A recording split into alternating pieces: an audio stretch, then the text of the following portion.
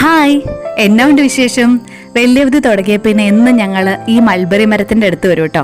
എന്നും ഞങ്ങൾക്ക് മൾബറി തരുകയും ചെയ്യാറുണ്ട്. ഈ മരം എപ്പോൾ ചെന്നാലും ഏതെങ്കിലും ഇലകൾക്കിടയിൽ ഒളിഞ്ഞിരിക്കുന്ന നല്ല കറുത്ത പഴങ്ങൾ ഞങ്ങൾക്ക് കിട്ടാറുണ്ട് കേട്ടോ.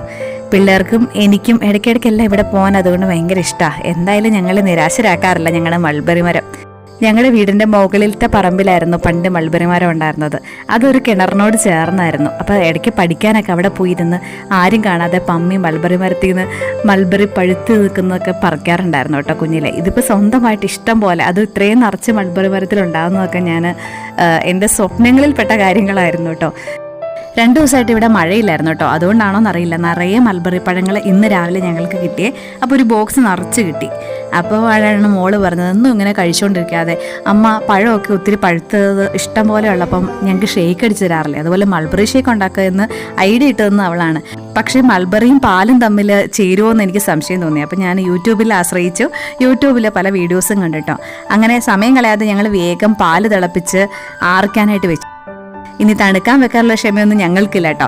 മൾബറി കുറച്ച് പഞ്ചസാര മാത്രം ചേർത്തൊന്ന് മിക്സ് ചെയ്തെടുത്തു. എന്നിട്ട് പാലും കൂടി ചേർത്ത് ഒന്നുകൂടെ അടിച്ചെടുത്തു. അതാണ് കേട്ടോ ഈ കാണുന്നത്. അരിച്ചൊന്നുമില്ല, നല്ല ടേസ്റ്റാണ്. ഇത് അരിച്ചെടുക്കേണ്ട ആവശ്യമില്ലെന്ന് എനിക്ക് തോന്നുന്നു. അല്ലാതെ തന്നെ കുടിക്കാനായിട്ട് വളരെ ഹെൽത്തി ആയിട്ടുള്ള ഡ്രിങ്ക് ആട്ടോ ഇത്. അപ്പോൾ നിങ്ങളുടെ വീട്ടിൽ ഇതുപോലെ മൾബറി ഒക്കെ ഉണ്ടെങ്കിൽ എന്നും ഇങ്ങനെ വെറുതെ മൾബറി കഴിച്ച് മടുക്കുന്ന സമയത്ത് പരീക്ഷിക്കാൻ പറ്റിയ ഒരു ചോയ്സാണ് കേട്ടോ മൾബറി ഷേക്ക്. ചുവന്ന മീശയൊക്കെ ആയിട്ട് കുട്ടികൾ ഇങ്ങനെ കളിച്ച് നടക്കുന്ന കാണാനും നല്ല രസമല്ലേ. അപ്പോൾ അടുത്ത വീഡിയോയിലൂടെ കാണാം. ബൈ.